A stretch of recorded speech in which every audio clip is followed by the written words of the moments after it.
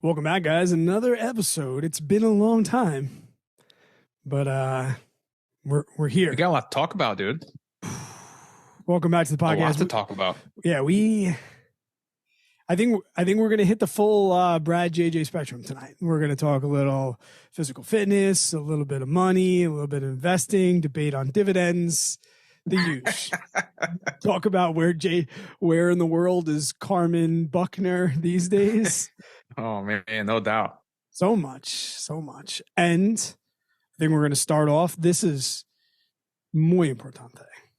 We finally made a designated time that we are going to record every week. We are going from our usual, hey, you want to record tonight? Are you available tonight? And then something happens to, we have a job to do. The listeners need us. And we are able to do that, which I think is a good place to start. You are officially a Floridian. Did you change your driver's license yet? Like, are you really official? No, I'm not that official. All right, so you still have Missouri plates. I do, yeah. So every time I'm driving, everybody's like, "Go back to Missouri. Get the hell out of here." I live here now.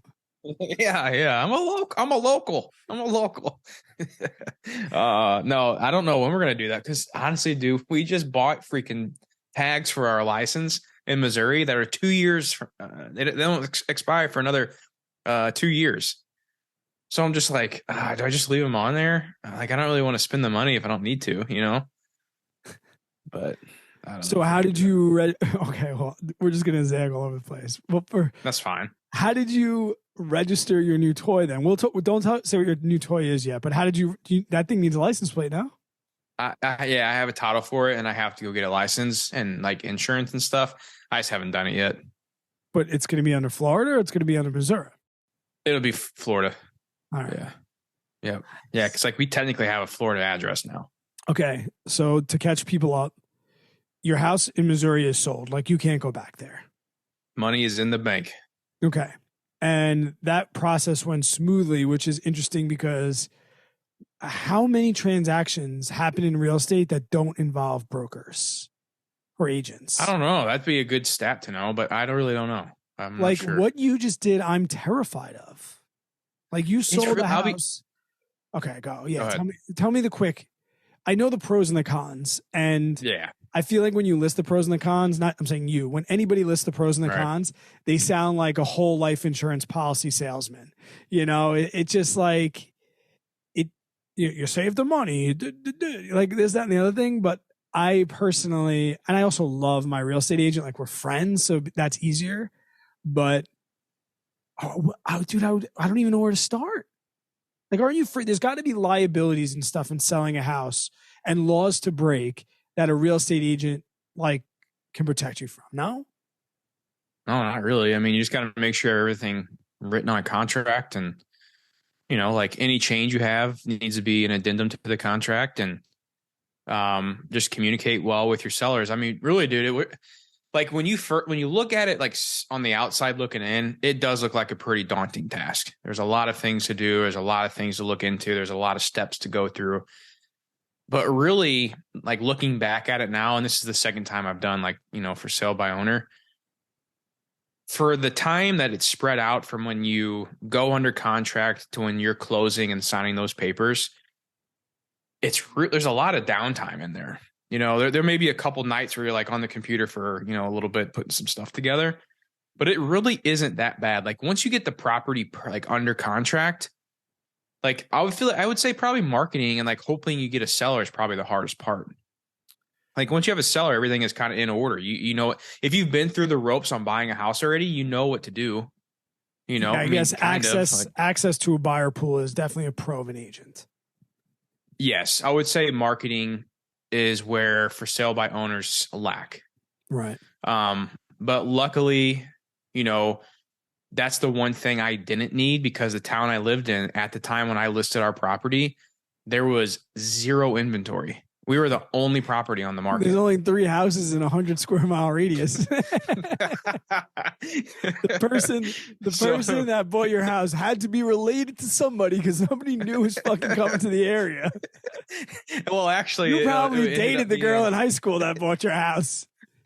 Well, the funny thing is so the younger couple that bought our house, very sweet couple, by the way, their mom and dad lives right down the street. There it is.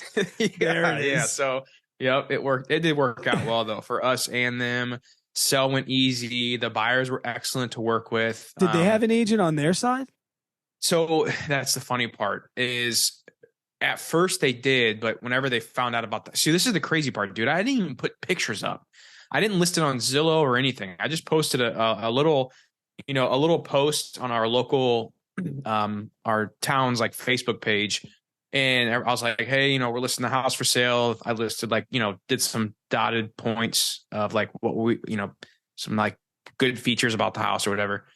And listed the list price and some other details about it. And then I had a lot of people reach out that first week. And I priced it not like I didn't price it low, but I priced it competitive to where I knew people were. I knew the price range in that area that I wanted people to like call me. And basically what happened, dude, is I didn't have any pictures. I even put like pictures coming soon just to get like the word out that the house was for sale. Right. Now, if I was in a bigger area, I probably wouldn't have done that. If I was in like where I am now in Florida, I would have had like professional pictures done. I would have had the whole 9 yards done before I even posted anything about the house for sale. But since where I was at, and I knew my town and I knew kind of the area really well, I was okay doing that. Found buyers. A few people came and looked at it, had multiple offers, went with these buyers. We ended up, the house sold for $20,000 more than what we asked for. And I mean, that's all she wrote, dude. Like it wasn't really bad. If anything, like if there's people out there listening who are like thinking about doing a for sale by owner type deal, I would say find a good title company because they're going to be your best friend. They're the one that kind of like I don't even know what that means. That's where you do the closing. Like when you go to close in the house and that you get their check, that's at the title company. Oh, okay. So like they do everything for you. They do all legal paperwork. They make everything set. They check all of the, title stuff on the house and the deed and make sure there's no like liens or anything or stuff like that. And that's basically it, dude. And I just, I'd call her every like once a week, checking in like, hey, everything's looking good. And then I was in communication with the buyers because they were first-time home buyers. They were a young couple. And to answer your question about the realtor, so they had a realtor, and then the realtor called me like right after we said we were getting ready to go under contract. We were still like wheeling and dealing and negotiating, and she called me and she's like, "Hey, my buyers came, looked at the property, blah blah blah blah. Are you open? Are you giving buyers agents a commission?" And I said no because I knew I didn't need to.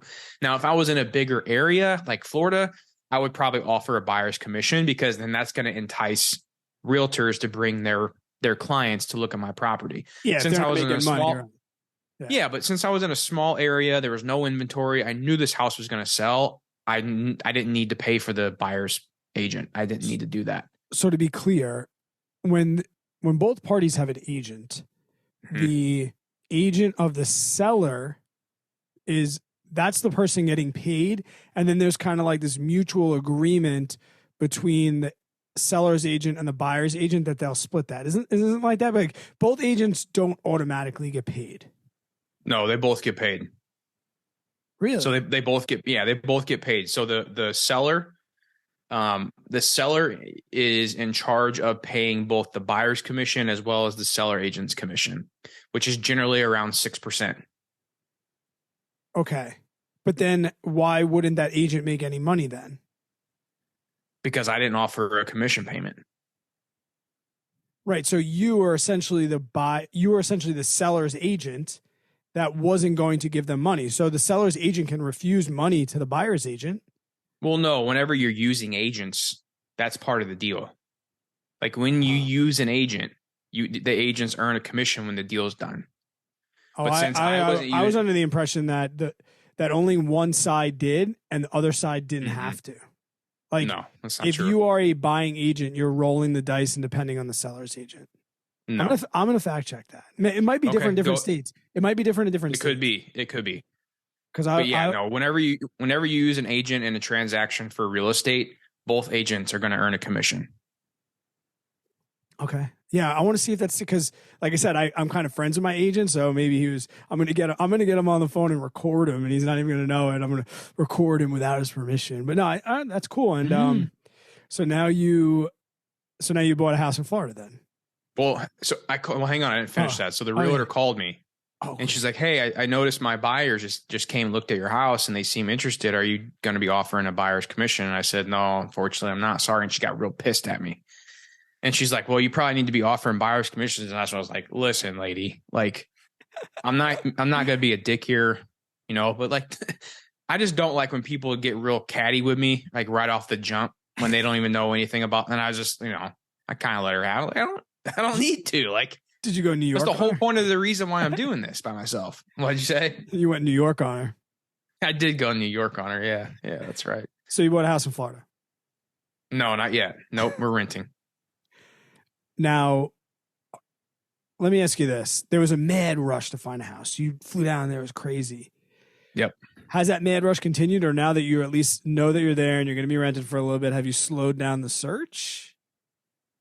I wouldn't necessarily say we've slowed down because like if a good deal pops up, we jump on it right away. Right. The reason for, and I'll be straight up honest with you, the reason for the kind of like, I guess I don't know the word I'm looking for, but like not rushing into something, is because I really think prices are going to come down. Okay.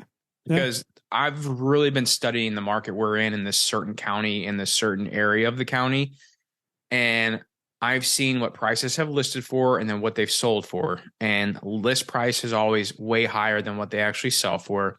Mm-hmm. Some of the properties in the neighborhood we're looking at, where there's a specific neighborhood I've been studying for like 90 days, 120 days maybe. And in that neighborhood, these properties are sitting for months. I mean, we're talking 90 plus days on some of these properties because the sellers still think it's 6 months ago, whenever interest rates were still at 3%. And people were, knocking on doors to see if they could buy their house. And they would have 6 different multiple offers all over asking, no inspection, no appraisal. It's not like that anymore. This market is not like that. So the properties are listing. So, for example, there's a house we really like. They started listing their house back in the beginning of March. It's now almost the beginning of May. So we're talking about 60 days. They listed it at 600,000. Now it's down to 564, and they're still sitting on the market. That house needs to drop another about 50,000 to be like competitive. If you're in like the high 4s, low 5s, your house will sell quick. Did you make an offer 50 grand less? On a different property we did. Oh, okay. It was 40 grand less, and we negotiated and we couldn't come to an agreement. And he wanted me to come up too high. And then you're going to get 60 one day off of him, 60 grand off, because it's going to keep going down. I hope so. I mean, it could not, I could be wrong. And, but I really do think, because interest rates are going back up again.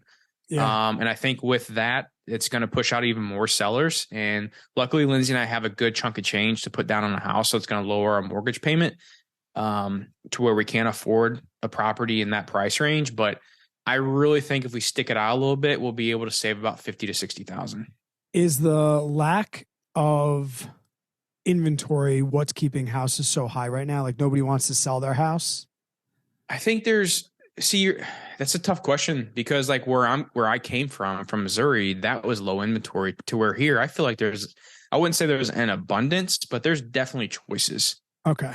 Like there's properties on the market right now that, I mean, the neighborhood that Lindsay and I want to live in, I mean, in our price range, like there's properties over our price range, but in our price range, I can count, there's at least, I think, 8 different properties for sale in this one little neighborhood. Wow. Yeah. So how do you negotiate a lease with your current landlord when you could be out at any moment? Are you doing month to month? Like how would they, right? Because aren't most leases going to be a year? Yeah, most of them are. So that's the other thing, dude. Rental properties are sitting vacant for a while down here too, because they're so high. Really? Yeah. So in this spot where we're at, it's a little loop. It's all like townhomes. We're living in a townhome right now. There was like 7 or 8 different townhomes that are open for rent. And I called like 2 or 3 of them. And they all, I could tell they all kind of were like willing to negotiate with me, because they wanted that vacancy filled. So luckily I found this guy. He's been excellent. great to work with. He's actually the manager of like the owner.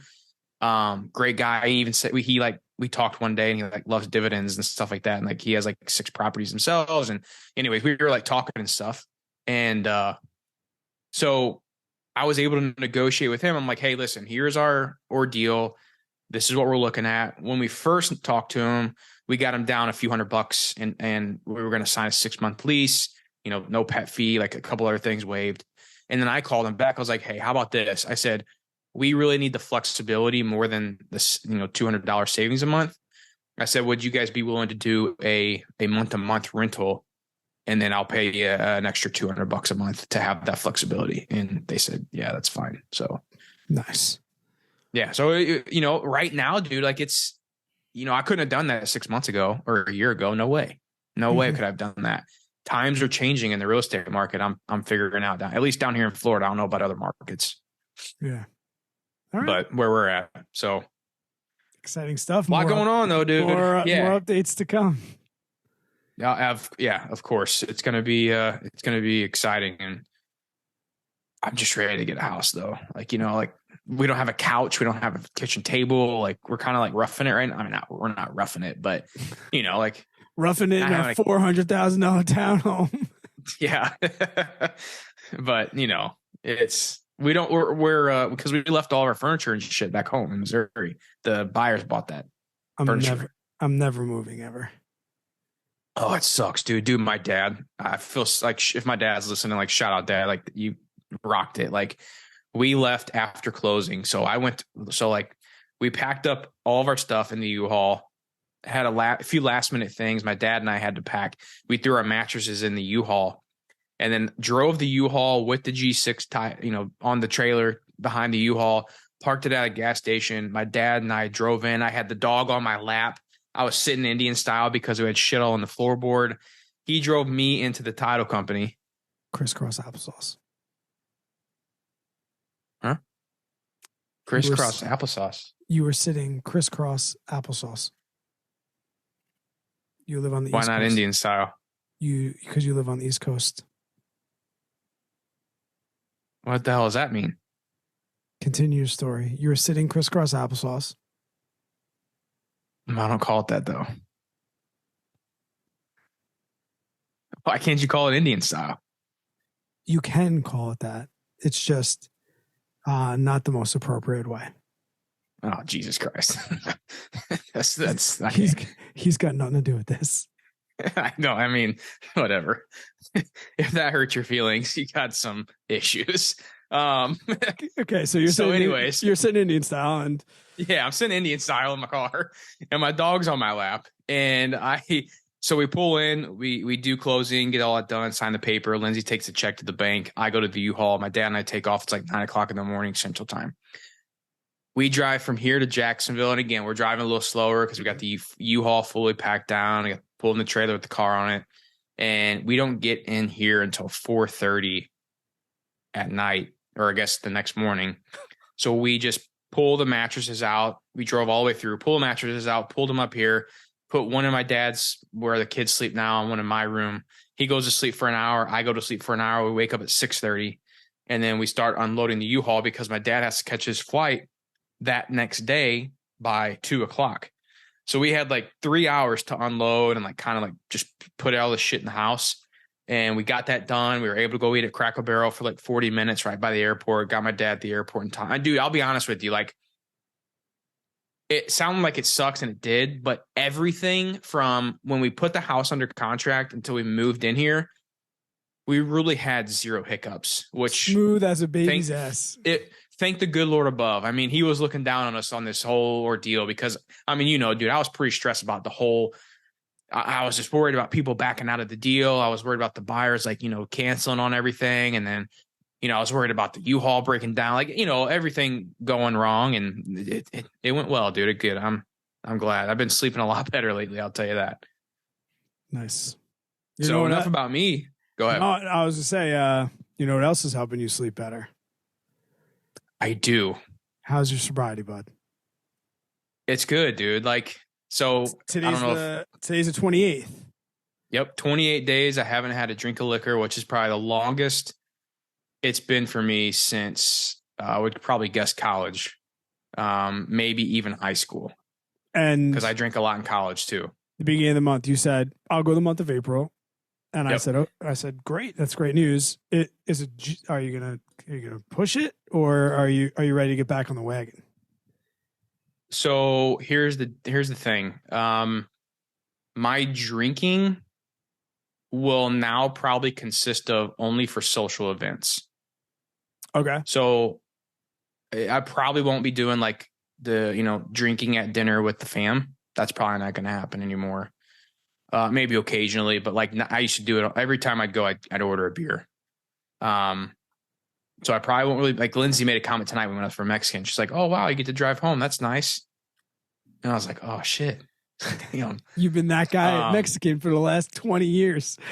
Seriously, every time we went to Mexican, I'd order margaritas, multiple margaritas. Yeah, and Lindsay would drive home. So yeah, I mean, dude, it's been great. I'll be honest with you, man. It's my sleep's better. I'm more productive. I wake up feeling good. I haven't had one morning in April that I woke up feeling like shit. Right. I don't know. Overall, I feel good. I do miss drinking. I will say that. Right. Like at social events, I miss it. I do. Social, yeah, it's fun. It's fun. Yeah. So like we're having to get together with some friends of ours we met when we lived down here last year, and we're getting together on Cinco de Mayo. So I'm going to have some margaritas. That's going to be my first time to drink. Nice. So I won't drink the first week of May besides the 5th. And then who knows how long I'll go after that, Yeah. And like, for example, another example, when we go to the beach, I kind of crave some beers every now and then. I'm going to pick up some NAs. I'm not getting like regular beers. Look at this one. Oh, dude, that's something I need right there. Lagunitas. That's perfect. IPNA. Well, what's been my saving grace? To my Heinekens. The Stellas have been my saving grace. I'm a big Stella guy. Yeah. And I found those once we got down here to Florida. And dude, like for anybody out there who is like, maybe you are struggling with alcohol, or maybe you just kind of do what I wanted to do, take a month off just to see how it feels. Brad, you're the one that kind of led me onto this. I am shocked how sometimes when I get like a little craving at night, I'm like, man, I really just want a beer. And I'll go open an NA and drink that. Cures it. Yeah. Completely cures it. Because I like beer. That's been my problem. Drunk. Like, yeah, like I own a brewery. Yes. Because I like to make beer and I like to drink it. Like I like the taste and the craft. The taste, yep. Yeah.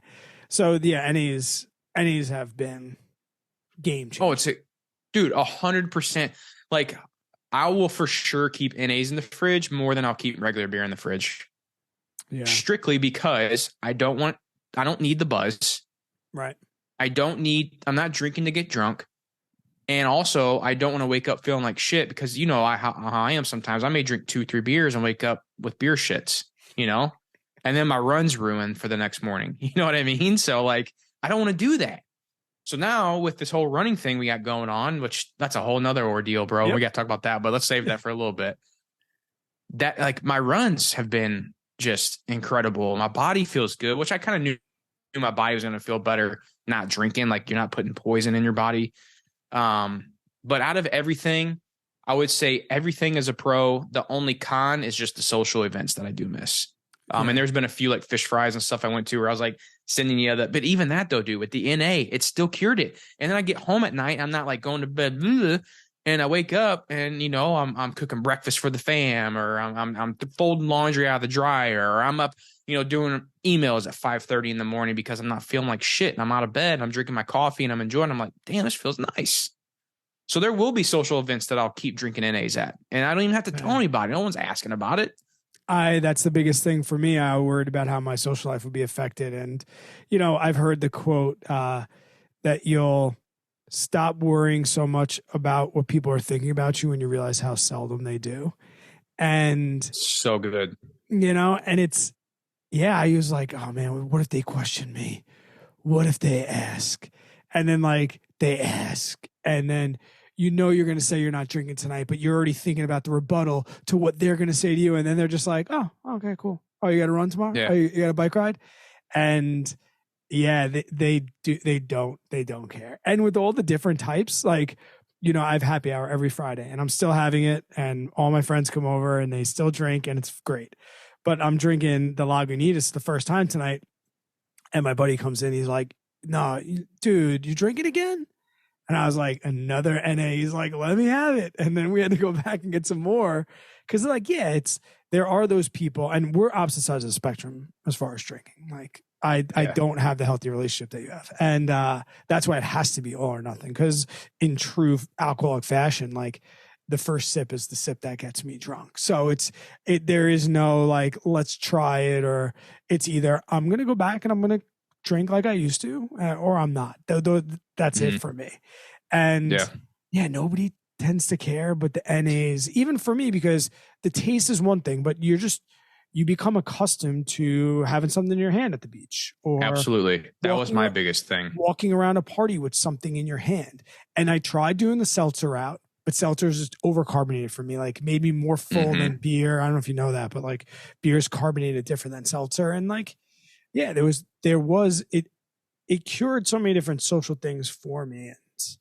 I'm a sipper. Like, I'm I like to sip as I'm talking, Yeah, like, it's like a nice pause or whatever. It's like to get the awkwardness out, and then you go back to whatever you're talking about. It's, but then there's something else I wanted to mention too with the NAs is most of, like, I had them at a few different social events back home, and 2 of the times people didn't even realize I was drinking NAs.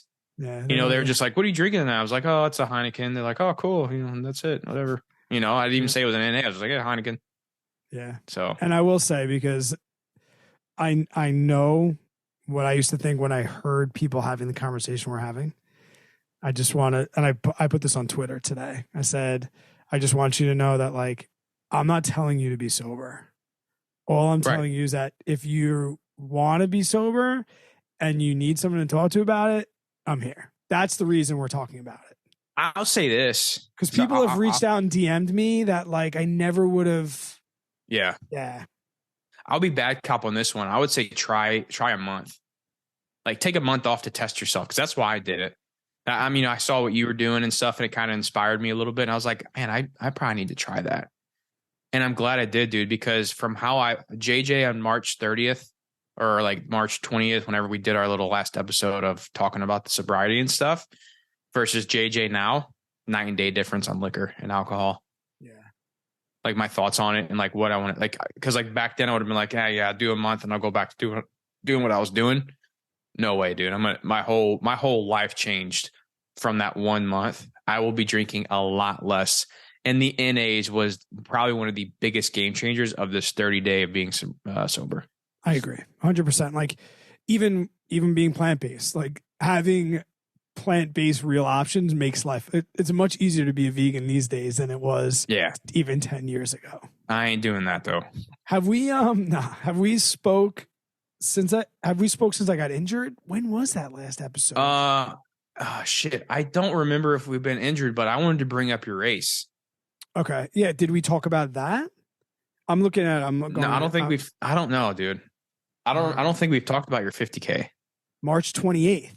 So it was right after I got hurt. I got to go back and listen to that. Oh yeah, me too. I got to go back and listen to that episode, because that might have been, if it was March 28th, I was still running the mile streak. I hadn't quit. Oh no, you were still doing the mile streak when we talked last. Yeah. All right. So let's go check ahead, people in on that. Spill the beans. All right. So I had a 50K scheduled, which is 50K is 32 miles scheduled for April 15th. So the last time we spoke, it was, because we recorded, I let it out the next day. So that would have been March 27th. On the 25th, I sprained my ankle in the last 30 seconds, literally, of a 5-hour run/hike through the mountains, 14 miles. And the reason we did that is because my wife is doing a race actually this weekend, coincidentally. So we went up to preview the course, because we had heard that it's the most difficult half marathon in the Northeast. So we went and did it, sprained my ankle right at the end. And I've sprained my ankle a couple of times. It's been like, just spraining your ankle sucks, especially when you're running. And I'd sprained my ankle back in October, and I continued through the mile streak. Not a great idea, whatever. This ankle sprain just felt different. It was on the other ankle. It just felt different. And I said, I'm going to try and run on this still. And I went back and looked at my last ankle sprain. I was still running the miles at like 10:45, but this, dude, I was barely staying under 12 minutes per mile, and it hurt. And the next day it hurt more. And then by Thursday, I couldn't even go to work. I called my brother, who had told me obviously to go to the doctor a week ago and stop running because he's an ortho. I finally was like, dude, you got to get me in, see somebody. And he's like, dude, I don't, yeah, I'll try. You know, I was like, I called out of work. I can't even walk, and got an MRI, bad bone contusion, which was a pain I've never felt. I'd felt sprains, but I'd never felt a bone bruise before. And my race was 3 weeks away. And I went back and forth between, I'm not going to be able to race, and I'm going to get better and I'm going to race. And the biggest downplay for me was, I've done a lot of cool endurance races in my life, but I've never really put in a training for it. I always just did it with general fitness or survived it. And I had not missed an effing training day for 6 months. I was fitter than I've ever been. I was breaking PRs in 5K. I was breaking 5K and 10K PRs just in training in the middle of an 18-mile run. I would PR my half marathon. Like, I was just getting really, really fit. And I really started to think I can perform really, really well at this race. Like, I'm like looking at my age group, and I'm like, I might want to try and like take that down. And now it was, I don't even know if I'm going to be able to hike it. And I was on crutches for a couple of days. I stayed off it. I had to end the mile streak. 283 days. It was going to be June 21st. Damn, it was dude. going to be over. And it wasn't so much ending the mile streak, but ending the mile streak when I've had COVID twice. I had the flu. I drove cross country to Colorado. I stayed in Colorado for 2 weeks. I drove cross country back. I stayed with you. I've ran in 9 different states. I've sprained an ankle. I've run. Meaning doing all that, you still kept the mile streak alive. During the streak, yeah. Like, I'd run at midnight. I'd run at 3 a.m. I'd run in the snow and the ending the mile streak was more like, shit, I had 35 other opportunities to quit this. And like, this is the thing that's going to take me out. But Jay, I'll tell you when it ended. What? Like, that last night when I was watching, like, I could still go out. When it got to midnight and it was officially over, it was a little feeling of relief. It really was. Oh, really? Yeah, I felt relieved. Even now that when I'm jogging again now, like, I joked on Strava the other day and I put like mile streak day 1. And a bunch of people were like, oh, you getting back on the streak? Yeah, I'm like, nah, dude, I'm not running tomorrow. Like, no, I was joking. I don't think I'll go back. But I didn't run until April 15th. I got to the point where I could walk, so I knew that I could at least hike it. But there's a cutoff in races. Like, you don't get a finish. I mean, you can go the distance, but you don't get a finish. Well, hang on, you're talking about the 50K now, right? The 50K, yeah. Okay. And even on, so the race was on Saturday. On Thursday, I said to Tara, no. And by Thursday night, I'm like, yes. And then Friday, I was like, no. And and I went and helped. I'm not choking up, guys. I just got something in my throat. He's crying about this. So I called up the race director and I'm like, I'm not gonna be able to race, dude, but I want to help. Like, I want to be a part of the race and feel like I did something. Let me go mark the course.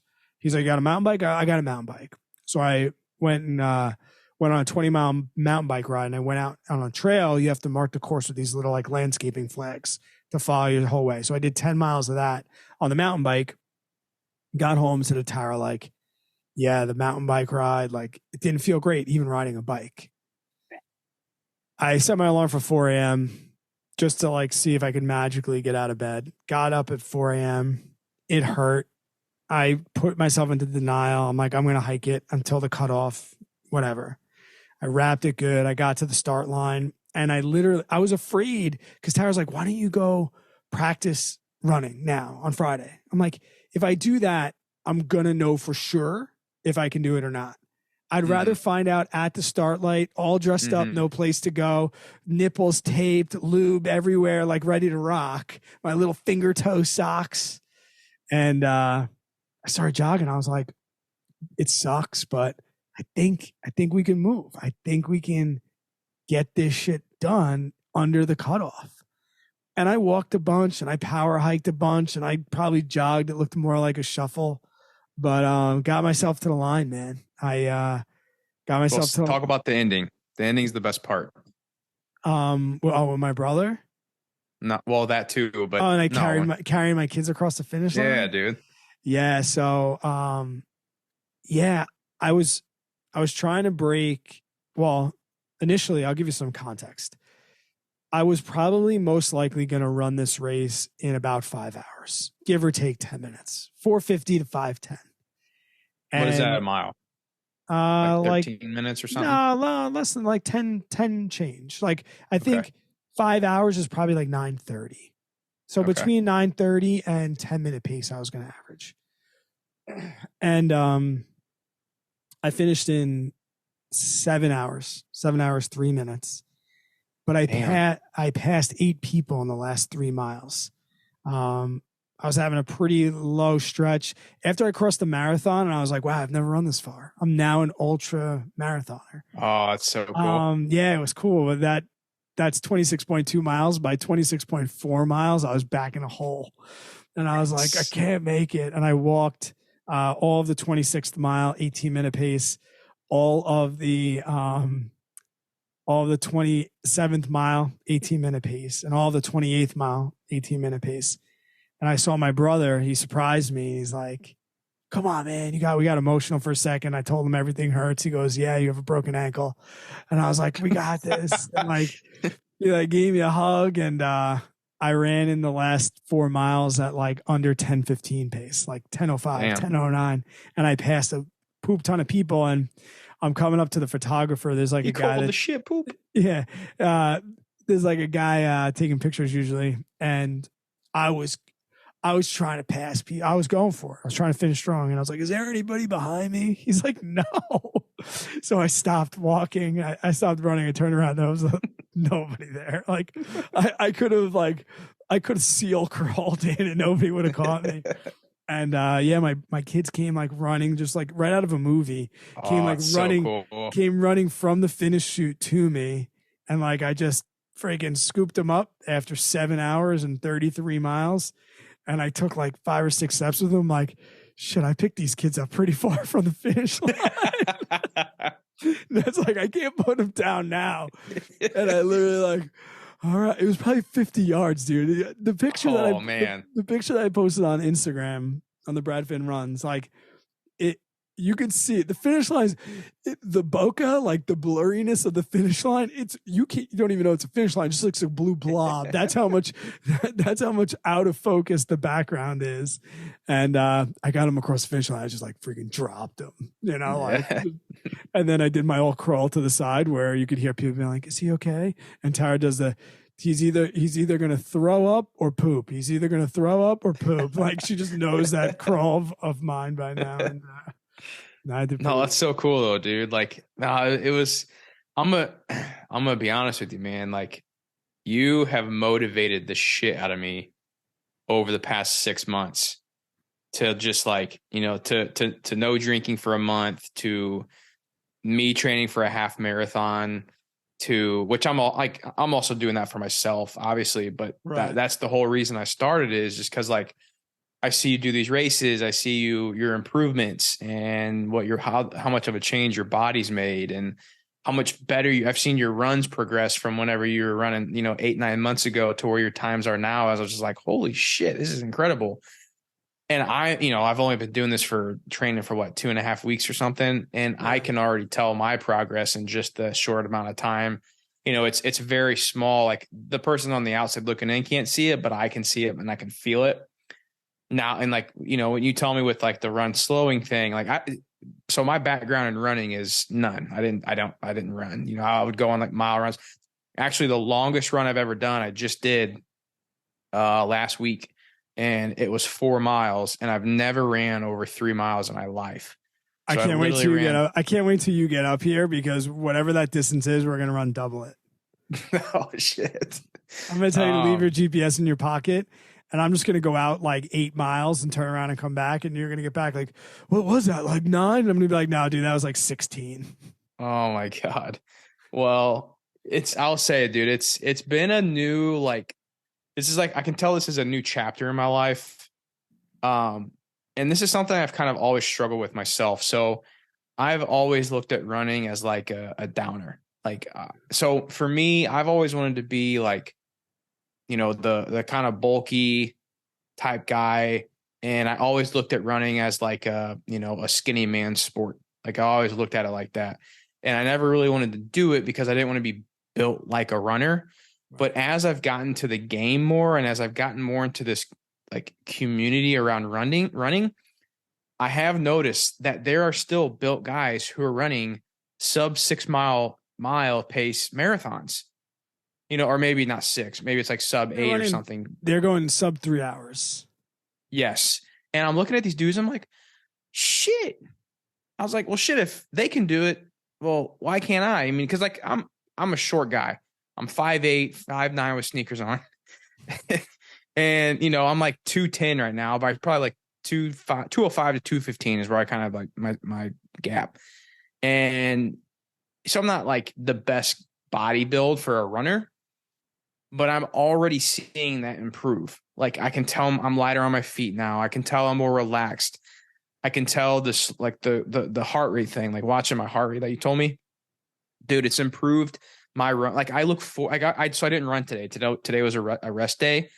I almost went for a run for the hell of it just because I was like, I kind of feel good right now. Yes. You know what I mean? So like I see me kind of craving it. And then so tomorrow is like for the training, it's a cross training day. And I'm going to run up to the gym, which is probably like maybe 0.7, maybe a mile. I don't know exactly. It's probably a mile. I'm going to run up to the gym. I'm doing back and buys, just kind of like keep that like muscle tone. And I'm going to run back. So it may end up being, a mile and a half run, but it's going to be a nice slow jog because then I got my 4 miles on Sunday, and that's, it should be fine just because of the slower pace and whatnot. But I'm telling you, dude, like this training concept, the community is a big thing.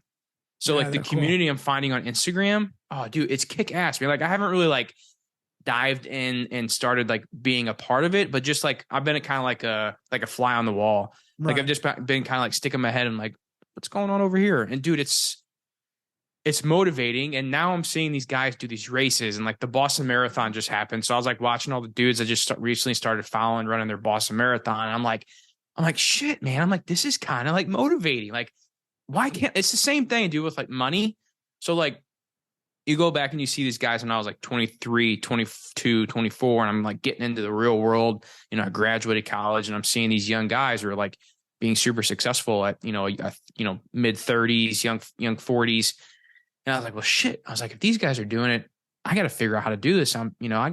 Luckily I'm figuring this out at 23, 24. How can I make this happen? So now I'm seeing my younger JJ self when it comes to like managing money and finances. Now I'm seeing myself kind of like as the newbie in this new community. And it's just opened up a whole new like world for me. And I'm like this little giddy schoolgirl, like walking in on the first day. And I'm like, ooh, look at this. Look at that. I don't know, dude. I don't know if you can tell my voice, but I'm excited, man. I'm excited to see like what I can do as an athlete myself. Cause I've coming from somebody who's never ran before, like more than 3 miles. And I see that dude. What's the dude that you told me about that's running 350 miles this week? Andy Glaze. So like I've been really watching his videos, and I'm just like that dude's a whole nother side of an athlete. But still, like I tell myself, I'm like, man, what if I ran 100-mile race? And I'm like, what if me and Brad did it together? You know what I mean? Like, dude, I don't know. But I've never pictured myself as a runner. Oh, that's what I wanted to get back to. There was something I wanted to say with that. So my dad and I talked quite a bit, and my dad was a real big like bodybuilder type guy growing up in high school and like right out of high school and stuff. So that's kind of where I got the bodybuilding image from. Cause like growing up, you always want to do what your dad does and stuff. And that's kind of how I was always like, I was never really like a meathead type guy, but I was definitely like in college, I was in the gym 5 days a week. So my dad even said the same thing. He's like, yeah, you're doing this running thing and stuff. Like, you sure you kind of want to like do that? And he goes, I've never really been into the whole running thing. I go, Dad, I get it. I said, but there's something about it. I said, one, I mentioned the comment, like I said earlier, about there's dudes who are running these fast marathons and they look better than I ever have in my life. Like I Dude, can say I want to be Adam big. Klink, who works for Nick Bear, he has I don't know who that is. Nick I know Bear. Nick Bear. I know Yeah. Nick Bear. So Yeah, Adam yeah. Klink is Okay. former CrossFitter or whatever, but he has a 500 plus deadlift followed by a sub 5 minute mile. Holy shit. See, that's like that would be it'd be kick ass. I'll send you that. I'll send you that YouTube video. It is okay. Nice. But yeah, wow, dude, yeah, that's. You want to know my favorite? You want to know my favorite thing so far? Definitely the community. It's more just like to switch up the community a little because we have communities obviously, and it's just like that and the possibility for travel. Like my wife and I are sitting like almost building vacations about iconic races, or like we're looking at the marathon of Mont Blanc in Chamonix, France, and it's like we're looking and there's just so you can travel internationally, but like the fact that I've signed up for 5 big races this year, and we could talk about them in a second if you want, but like I'm going to travel to 3 different states, 2 different mountain ranges, and like parts of New York State I've never been to, and like that to me has been really, really awesome. Like, cause I rode bikes, and you ride bikes, you're either riding uphill, you're riding downhill, you're on your same bike seat every single day. It's the wind is either near your face or in your back. It's very, very straightforward. And the gym for me, 135 pounds usually feels like 135 pounds. A 2-pood kettlebell generally feels like a 2-pood kettlebell. Every other type of fitness I've ever done got monotonous almost. Where like running, I have 4 different shoes that I run in and 5 different trails. And the trail, depending on how long it's been rained on, is different every single day. Now these trails that I've been running in all winter that have been all exposed, now they're all green. And it's like every single run is a brand new experience. And that's kind of what I've loved the most about. So that's something I've noticed is like every time I go out for a run, I can take a different turn. Yeah. I can take a new turn. I'm like, oh, I've never been here before. Or like I can go drive somewhere. I can go drive to the beach. And the cool part, dude, is towards the end of training, for the half marathon, my runs are gonna. I was like trying to like measure stuff out. So some of the runs I'll be doing will be I'll be running to the beach. Nice. So I told Lindsay, I said, what we're gonna do is we'll pack up the kids, and then have like the car ready. I said, I'm gonna run. And then, an hour later or whatever, she can take the car and the kids to the beach, and then I'll meet her at the beach. Yeah. And then I'll complete my run at the beach. I'll just be like, able to enjoy a nice day at the beach after a 8-10 mile run, whatever it is. Last week I was like, Tara, where's Avery's soccer game? And she told me where it was. And like, I saw that on Strava. I know the area. So I'm like, ooh, that might be a perfect distance away. And it was like 9 miles. I was like, are we good here? Because I'm going to start now and meet you there. And dang, so cool. Ran to Avery's soccer game. It was like, I mean, yeah, I'm getting skinnier, but it's still like you walk onto the soccer field like all sweaty with your vest on. Like I would feel like an alpha if I didn't have my like 3-inch running shorts on and my big old pasty quads shining through. Dude, so that's like my biggest downfall with running and stuff right now is one is just my incompetence and I just don't know anything about it. Every run I do, I'm trying to learn something new. But second would be like my gear. Like how I look right now is what I would go out for a run. Like I don't have like good gear and stuff. Like I have these bulky ass headphones I wear, I get my nipples get real like chafed from running. So now I run my shirt off. Put Band-Aids on them. Band-Aids. Okay. That's a good idea. And then like, so like for example, like I bought new shoes. I was like thinking I did the good thing. Well, freaking got blisters on them because they were too skinny, the Hokas. So I returned those today and I'm back in my Brooks. And I'm just like, I don't know. Like, that's the thing, is like, I hate being such a newbie in a new like area of life, or like a new sport or whatever you want to call it. Cause I know nothing, dude. I feel like a child. I feel like a child who's just starting out something new. And I hate not knowing it. And I like want to research as much as I can to learn. But it's what I've come to figure out though, is like a lot of this stuff is kind of like what works for you. You Yeah. know, like you can get so many opinions, but I guess that's kind of like how investing in money is too, though. Mm-hmm. You know, like you get all these opinions and stuff. You got to do what's best for you. But so I'm just kind of like, I'm like a deer in the headlights. I don't know which direction to go. I don't know what to do. I don't know really know. So I'm just taking it day by day. Dude, it is exactly like investing. Like you can call me and say, hey, what running shoe should I buy? Yeah. And my answer has to be, Jay, I have no idea, but here is the shoe that I wear. Right. And dude, that goes for everything. Like Yeah. one goo pack company could make you shit your brains out. The other one could be the greatest thing you've ever put in your mouth. Some nutrition tastes awesome in the winter, all winter long. You fall in love with it. And then it gets above 50 degrees in the springtime. And now it tastes awful when it's warm, or different size. Dude, it's an endless, not, and just when you think like something as simple as a season change. And that kind of hurt me in my 50K as well, because the warmest day that I had run in was 50 degrees, the warmest. And I'm talking that was few and far between. And we hit spring hard while I was injured. So on race day, when it was 70, oh, you're kind of like, oh shit. Dude, I went from drinking a liter of fluid every 15 miles to a liter of fluid every 5 miles. So I was short like 60% water.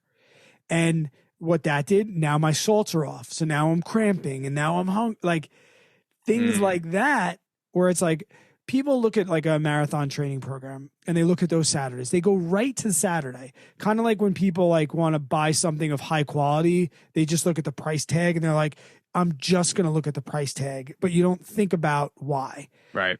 You look at a marathon program and you see those 16, 17, 18-mile long runs start to build at the end of the program. And you're like, F that. Like, I'm never going to do that. And you realize that long runs have nothing to do with like training, how fast you go. The long runs are learning how to be on your feet moving for that amount of time. So it's like, that's when you learn what chafes your nipples. That's where you learn, what can I eat after 2 hours? What can I eat after 3 hours? Because Awesome Sauce, which is my favorite gel right now, after like 3 of them, which is like almost 3 hours, I can't have another one. It's my favorite flavor. I can have it any time. But I know now that after 3 hours, my body's going to reject that and I have to switch to banana cranberry. It's just like, those are the, so now when I'm looking at this 100 block, I see runs out there that are 40, 50 miles as training runs. And I'm like, no way. But now I know it's more going to be like, hey, we're going to pick a spot 25 miles away. We're going to get there and we're going to learn all the things that's terrible. And then we're just going to run home and figure out what else, you know? And you know what I want to do, dude, is, and again, so 2 things on this. So I'm going to switch something up here in a second. I want to open up like I want to do like a running channel, or like a focus. You have like JJ runs? No. I'm talking about on the Discord. Oh, okay. For the podcast. Like I want to have like a running focused channel, or like how to's or tips for myself, but also for listeners out there who maybe stumble upon us now about with kind of where we're taking the podcast. I think I want to do some stuff. I think we do have like a fitness search. Yeah, okay. But I want like a running focus one. So speaking of that, we haven't really announced this yet. I did a little story on our Instagram. I don't think it's like 100% concrete set in stone yet, but Brad and I have done some talking, and we've decided, like, with this recent break we've had in the podcast, where we're at in our life, what we've got going on, we've kind of wanted to rebrand the podcast a little bit.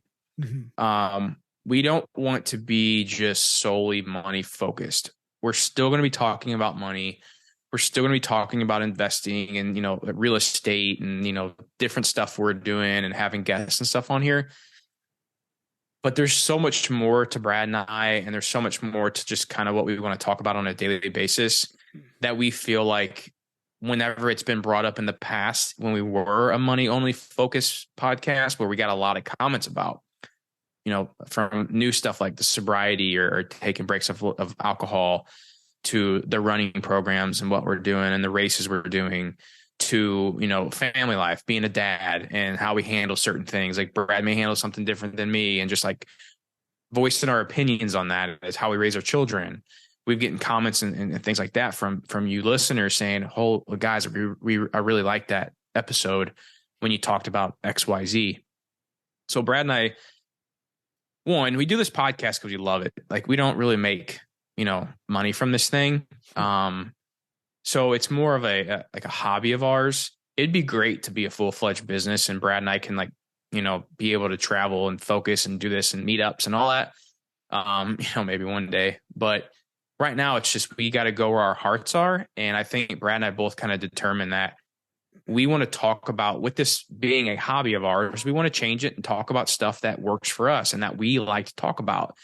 And just being stuck on one topic, which is money right now, that wasn't where we always saw ourselves like, just going out a different direction, going on a different tangent. I was like, screw it. Like, we should be able to do that and be okay with it. So we've been talking about like rebranding the podcast, like not even being Average Money anymore. We're going to be something different. We have a name. I don't know if it's 100%, but I think it's maybe for sure. We're still kind of going back and forth on it. If you guys have names, let us know. Send us something on Instagram or whatever. If you got a name idea. Are you going to tell them or no? Yeah, I'll say it. I don't know if it's going to be the one, but so far it's been, kind of like our go-to. But so what we're thinking about rebranding the podcast to is Push Through. And the reason we came up how we came up with that is it kind of relates to everything in life. When you're a dad, there's times you struggle and you got to push through. When you're out there running a 4-mile run like me, or a 30 or 50-mile run like Brad, you struggle and there's times you got to push through. When you're going through money issues with you and the wife, or you're having an investing mishap, or something's going wrong with your money, there's times you got to buckle up, pull yourself up by your bootstraps and push through. And then whenever you're a family man or a dad, or everything that relates to in life, there's always struggles. Like, life is tough. Life's hard. And Brad and I have been through some shit. You guys have been through some shit. But typically, all the time, you can push through whatever you're going through, whatever stress you may have in your life, whatever problems you may have in your life. When you can push through and get through that, that's kind of how we came up with it.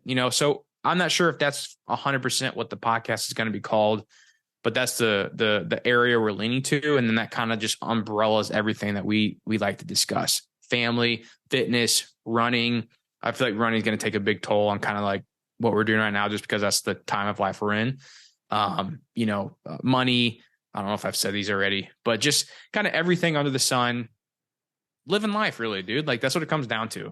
And you said like, that's what this time in our life is like happening. So that's what we're focused on. And I think that was another thing, like our money position, like how we feel about money never really evolves. I mean, do we learn new things? Yes, but we are old school value investors. And it got to the point where we kind of had said what we needed to say and we couldn't evolve. And if we did want to evolve, we'd have to go against who we were. The reason this podcast didn't really grow is because we didn't talk crypto. The reason this didn't grow is because we didn't talk high tech stocks. The reason it didn't grow is because we didn't talk about NFTs. We're on YouTube. We knew how we could have made the channel go viral. But this, like you mentioned, has always been a creative outlet for us. It's always been like our little like Prozac. And as far as like the name, like Ryan Holiday says, the obstacle is the way. That's really, I want it to be about the obstacles that we face. And I also knew that we teach on YouTube, right? And we have to follow such strict rules and analytics and editing. And, this is an opportunity for the people that we do teach and the communities that we have built to hear that realness, or, hear that you involve this way or the other way, or that money, having your money right can make you better in life. We want to talk about the ways our lives are better because we've been good with money.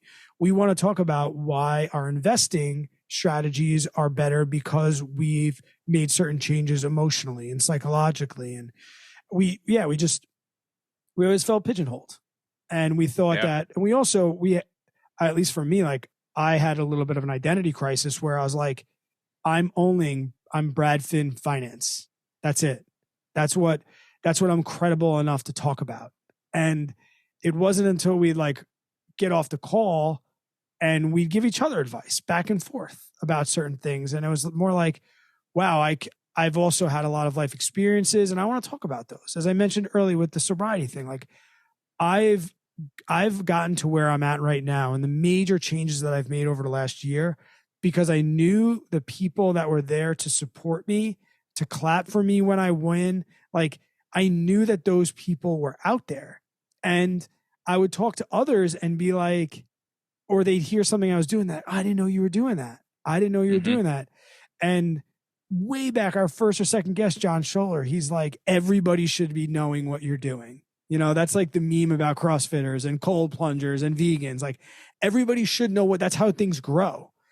And I think we had a lot of conversations about how we want to help people grow in more personal ways as well, because you've seen me at my worst and my best in the 5 years that we've known each other, you know, and we've been able to talk our way through our relationship out of good things and bad things. And I called you talked me into buying a $7,500 air conditioner the other day because it was the right thing to do.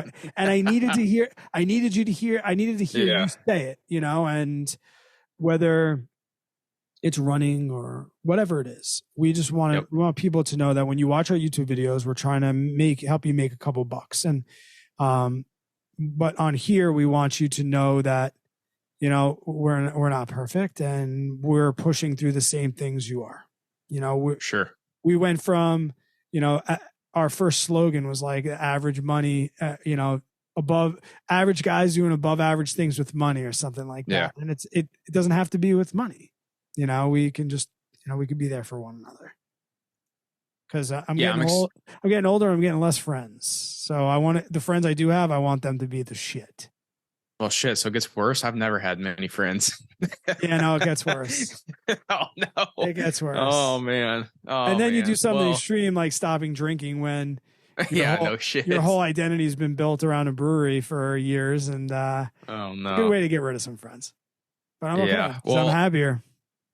I for sure, dude. And I'm excited to see like the future of the podcast and the new listeners that come in that stumble upon from finding us through search of like a certain episode, or, you know, maybe someone's typing in sobriety, or maybe someone's typing in first marathon and they kind of relate with me on never being a runner, or, you know, with you on whatever it may be. I'm excited to see kind of what route this takes, but also to not be so, like you said, pigeonholed on one subject, where that was also a determining factor on why we stopped kind of recording, is because we just didn't have anything else to say. Like it felt forced, you know, like if you've heard our last 3 episodes, you know that it wasn't scripted.